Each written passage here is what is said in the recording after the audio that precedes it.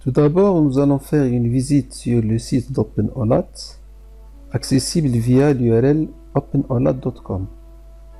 La page est écrite en allemand. On peut changer la langue en cliquant ici, mais on a seulement l'anglais dans cette page.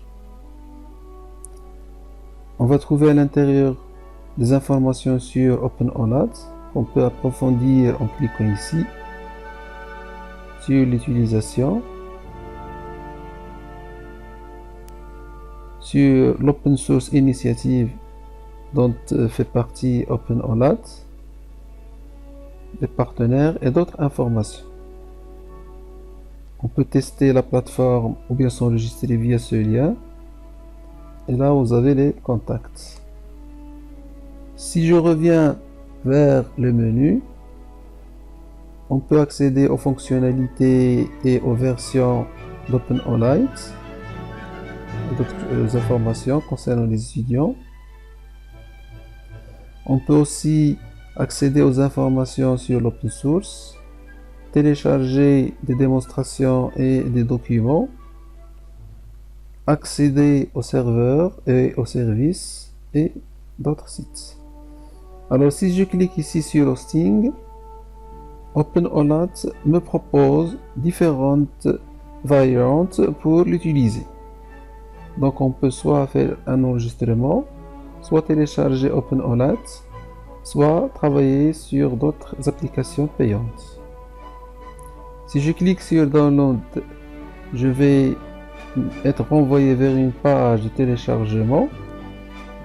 Donc vous constatez ici que la langue passe en allemand, mais je comprends ici qu'il s'agit de téléchargement. Donc si je clique, je vais trouver ici le fichier que je dois télécharger. J'ai déjà fait cette opération, mais c'est un fichier sous forme WAR, extension WAR. Donc cette extension, on peut la décompresser en utilisant BitZipper. Alors pour utiliser ce fichier-là, la documentation, on peut l'atteindre via les wikis d'OpenOLAT. Ça c'est la version 10.4. L'autre possibilité, ça consiste à travailler directement sur le serveur. Donc il faut s'enregistrer.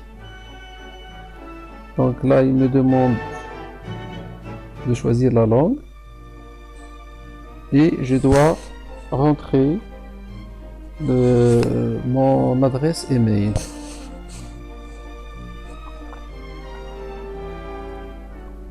Donc je vais faire ici juste un exemple. Voilà. Donc il m'informe que votre email a été envoyé. Donc je dois consulter ma boîte email. En principe, j'ai déjà fait cette tâche avant. Donc il m'a donné ce lien-là et je clique pour atteindre la page d'enregistrement à OpenOLAT. Donc je dois faire rentrer mon prénom, mon nom, etc. Donc ce sont des informations que je vais remplir pour rentrer à l'intérieur d'OpenOLAT.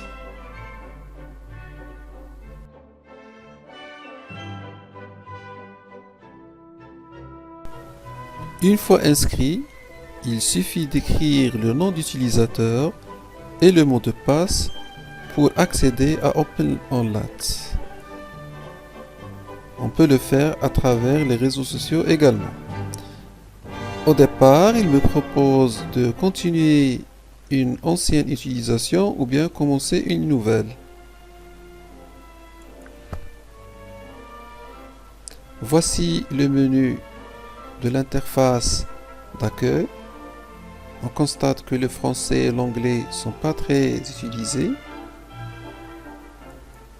L'utilisateur peut paramétrer ses outils personnels, calendrier, l'abonnement, dossier personnel, etc. Il peut configurer son profil et ses informations de base. On va voir des exemples. Le calendrier.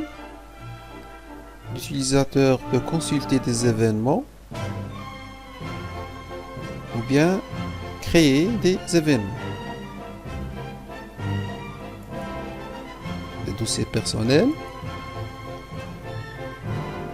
On peut créer ou bien visiter des dossiers privés ou bien publics. Voici les outils pour le faire.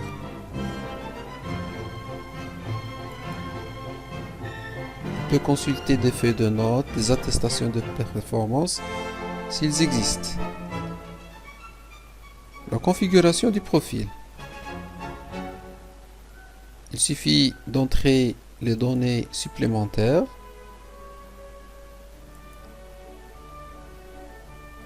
L'adresse, l'institution, les informations de base et les enregistrer.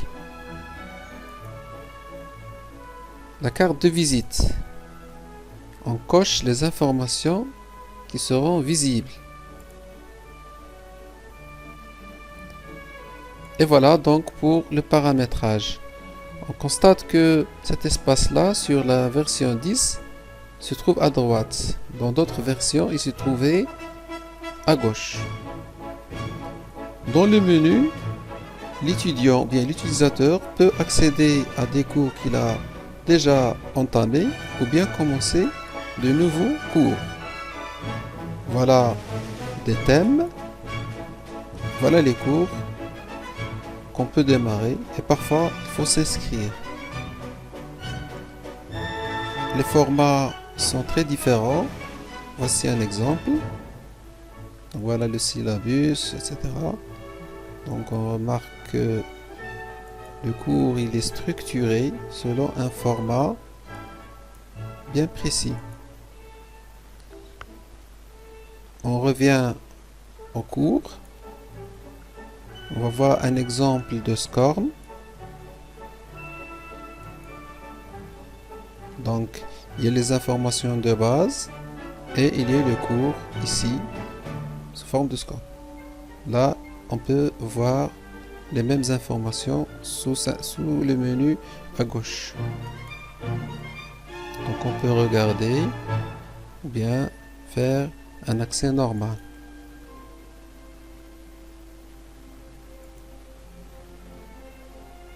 Voilà. Donc c'est une langue étrangère. Ça peut être l'allemand. Donc c'est un test apparemment true, false. Voilà donc pour les cours. Alors, il y a des banques de questions. Les parcours, ils s'affichent sur le menu ici. Pour les ressources didactiques, cet espace-là, on va le voir lorsqu'on va développer comment créer ou bien importer des cours.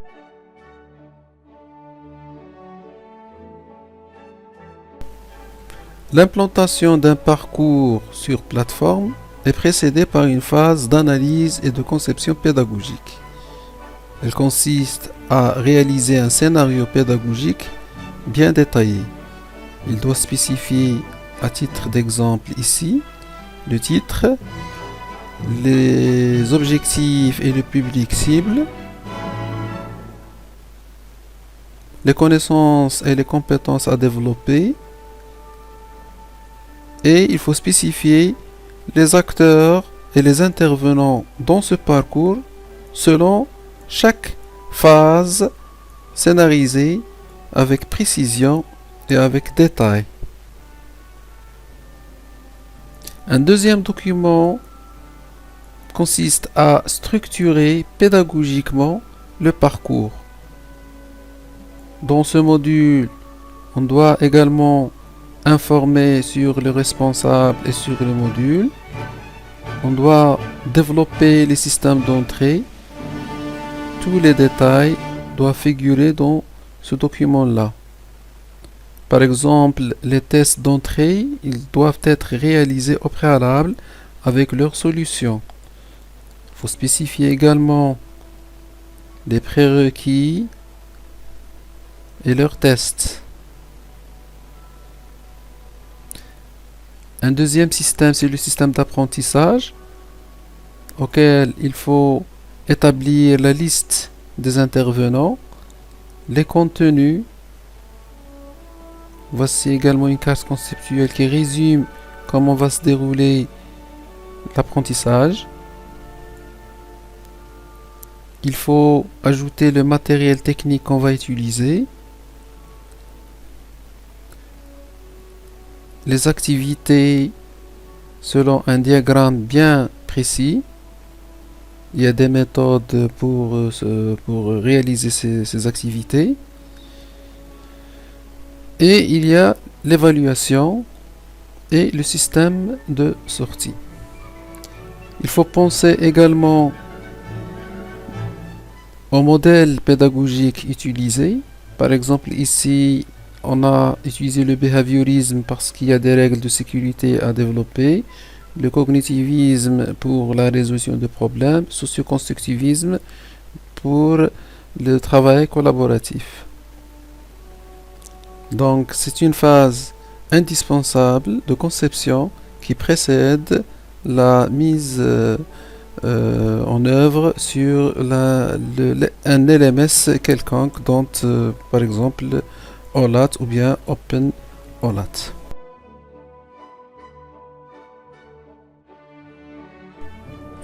Nous allons voir maintenant l'utilisation des ressources didactiques. Donc là, on peut soit importer des ressources, soit en créer. Là, j'ai toutes les entrées que j'ai effectuées avant. Donc on remarque les formats. Je peux importer d'autres ressources. Par exemple, je choisis dans un répertoire que j'ai préparé à l'avance. Par exemple, une carte conceptuelle. Je peux l'importer. Donc le temps, il dépend de la taille de la ressource.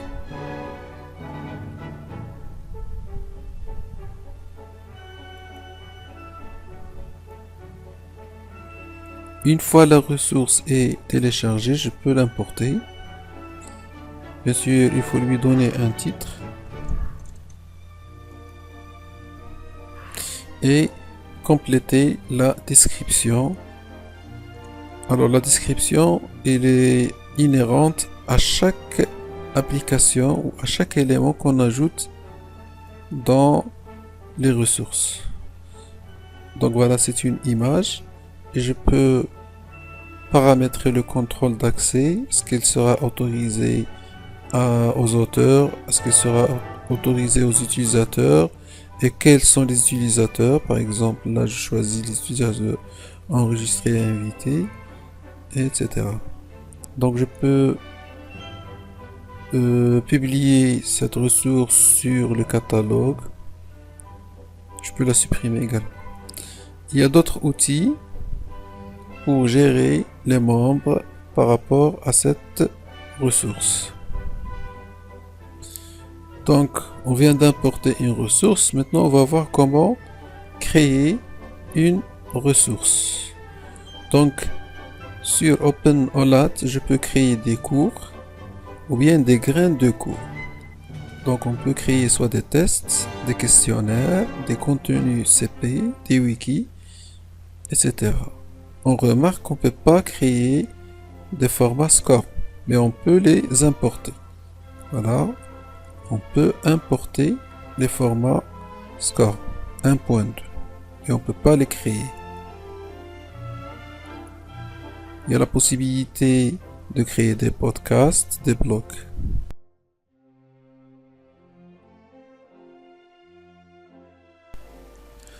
On va créer maintenant un podcast.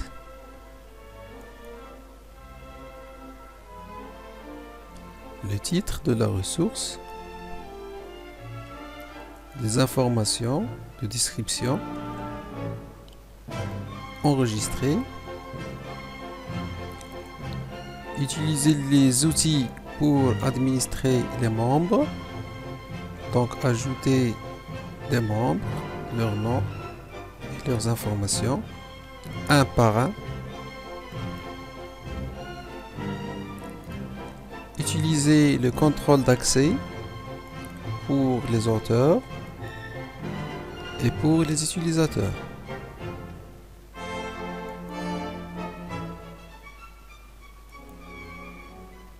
Éditer, créer ou intégrer le podcast. Donc un titre, et choisir un fichier déjà existant sous format MP4 dans mon ordinateur. Attendre le téléchargement. Ces opérations sont valables pour les autres grains.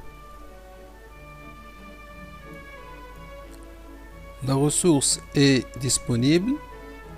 On paramètre la largeur et la hauteur et on publie. Il s'agit d'une vidéo. Je démarre. Communication technologies have reshaped our world.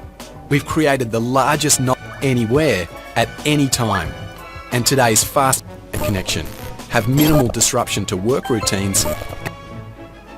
Donc j'ai les fonctionnalités de l'utilisation des vidéos.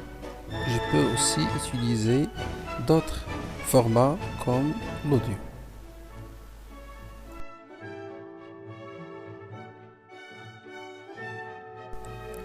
OpenOLAT permet de créer un cours complet. Dans Ressources, je crée le cours, un titre. Je peux créer mon cours librement ou bien suivre un assistant. Je choisis les éléments du cours. J'édite le nombre de groupes, le nombre d'étudiants et les champs visibles.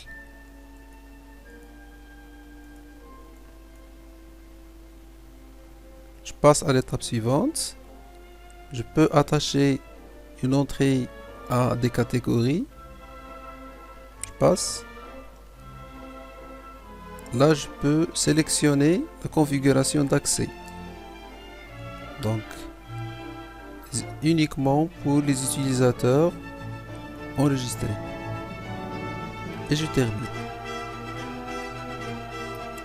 Il m'informe que mon cours a été publié et un message sera envoyé à mon email.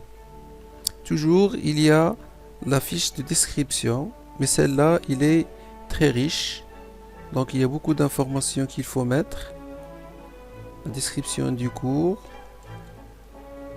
les objectifs. Voilà mes objectifs, par exemple. Les exigences et je termine. Je peux insérer des images, des vidéos et j'enregistre. Voilà, donc ça c'est la description première de mon cours. Et je peux continuer dans ces liens-là pour ajouter d'autres paramètres et scénariser mon cours dans sa totalité.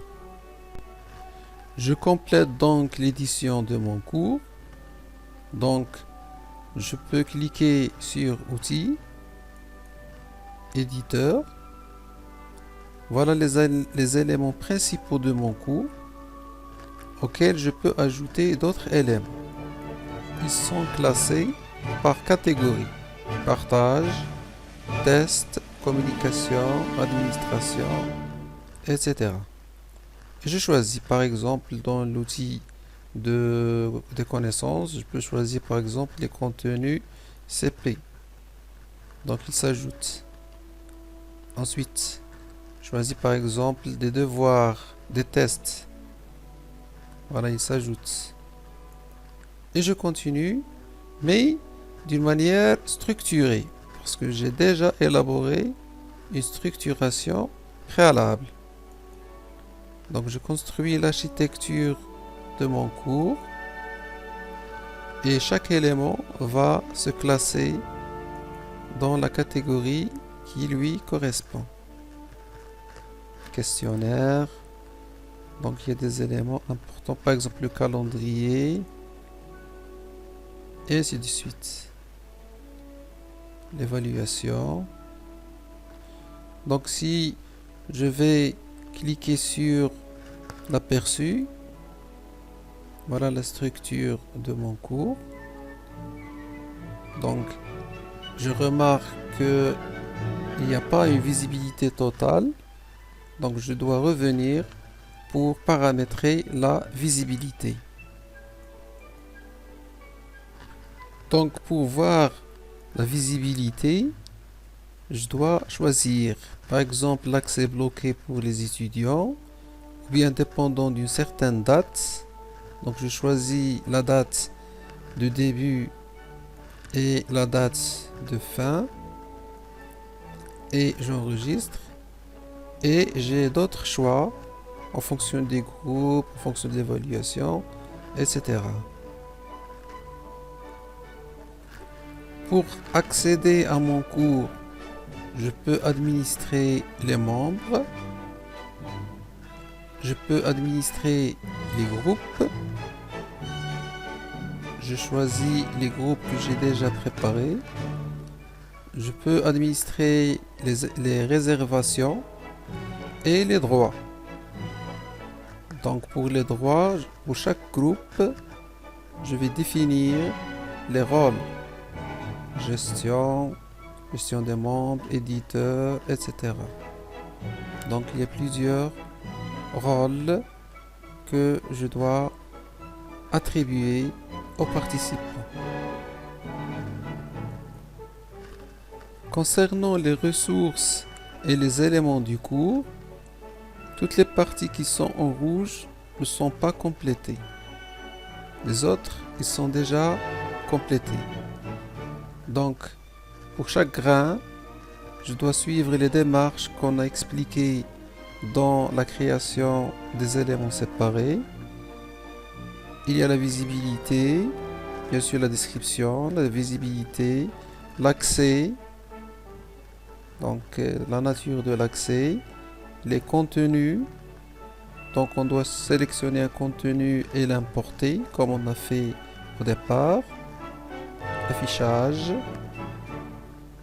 et les informations, est-ce que c'est automatique, est-ce que c'est manuel, et enregistré. Donc ceci doit être effectué pour chaque grain du cours. Voilà, c'est une description un peu sommaire du comment créer un cours complet. Bien sûr, on peut ajouter d'autres informations comme les attestations de performance, les évaluations, etc. Nous avons une autre option du coaching des étudiants, des groupes et des cours. Donc, pour plus d'informations, il est possible de s'inscrire aux banques de questions, au forum et au wiki d'OpenOLAT pour maîtriser les différentes fonctionnalités. Il reste à préciser que la langue, c'est purement de l'allemand et de l'anglais. Le français, malgré les traductions, la traduction ne concerne pas tous les champs de OpenOLAT.